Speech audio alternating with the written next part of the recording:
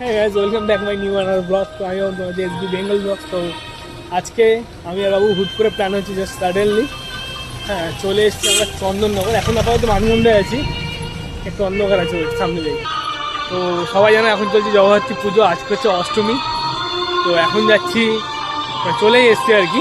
তো মানকুণ্ড স্টেশনের কাছে পুরো চন্দননগর ঘুরবো আজকে, মানকুণ্ড আর চন্দননগর যত জগদ্ধাত্রী পুজো হয় বেশিরভাগটা দেখার চেষ্টা করবো, পুরোটা দেখাবো। তো চলো দেখতে থাকো, যাই।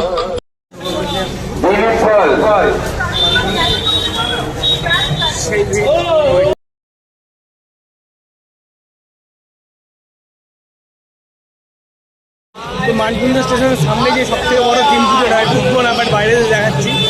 খুব সুন্দর করেছে, আমি অলরেডি ভিডিওতে দেখেছি, একবার দেখিয়েছি।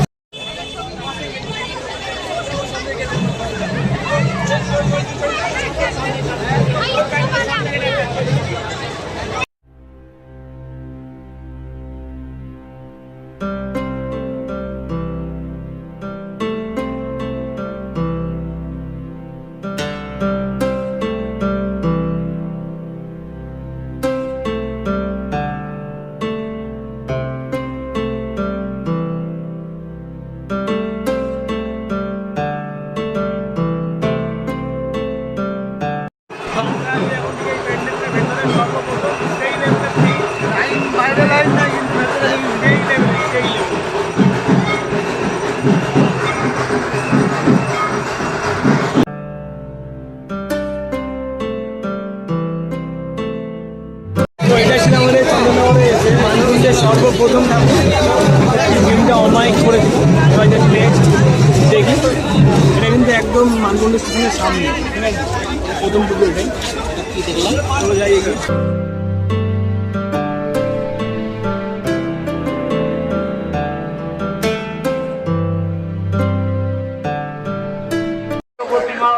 মনে রাখবেন, চন্দননগরে 112 মধ্যে আমাদের এই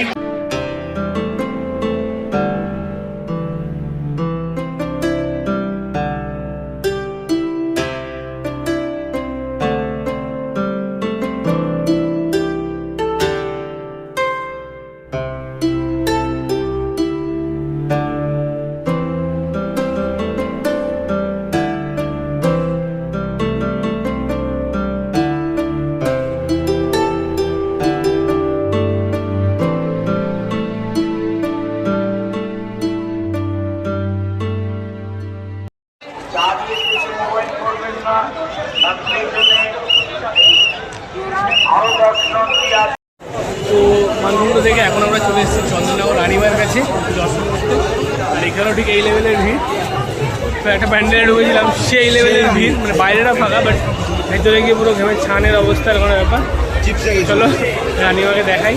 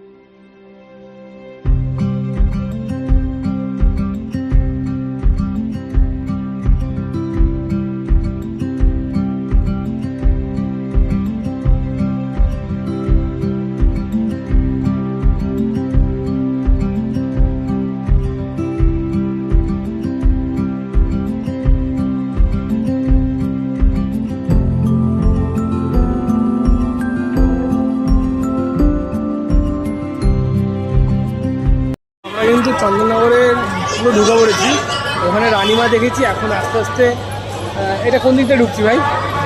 ওই বিদ্যালঙ্কার, তো আরও যে ঠাকুরগুলো রয়েছে ওদিকে যাচ্ছি। আর অবস্থা পুরো কাহিল, ঠিক আছে? জল নিয়ে নিচ্ছি, আর এটা জল খাবো আর হেঁটে যাবো। তাহলে যাই, সেই লেভেলে ভিড় হয়ে যাবে।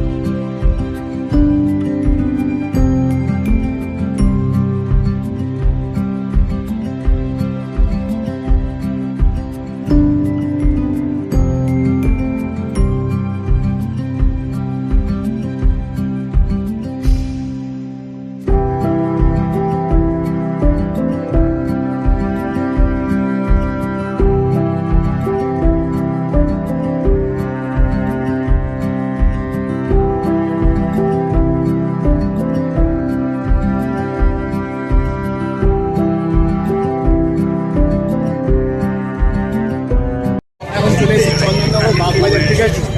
আর এখানকার একটা জিনিস খুবই মানে ফেমাস, সেটা হচ্ছে এখানকার ঝাড়বাতিটা প্রায় 40 ফুট না কত ফুট লম্বা হয়, সেটাই চলো দেখি। আর আজকে ফাঁকা আছে আর কি।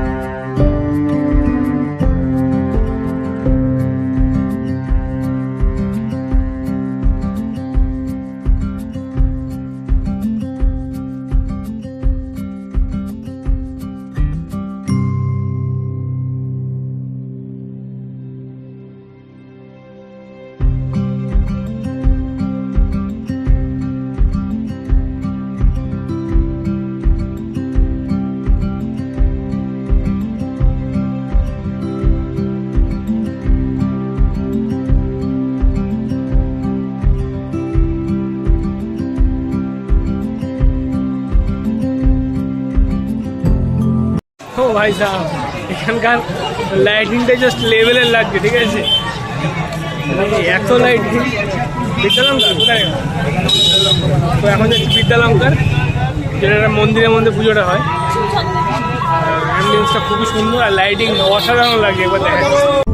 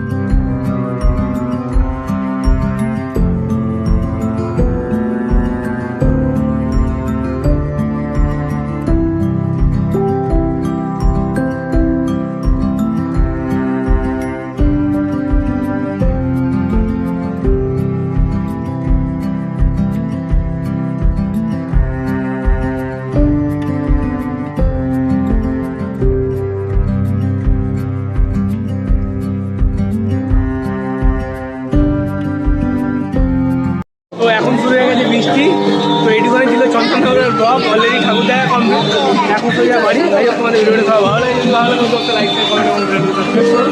কারণ ভিডিও আমরা বাড়ি, ঠিক আছে? সেই লেভেলে শুরু হয়ে গেছে।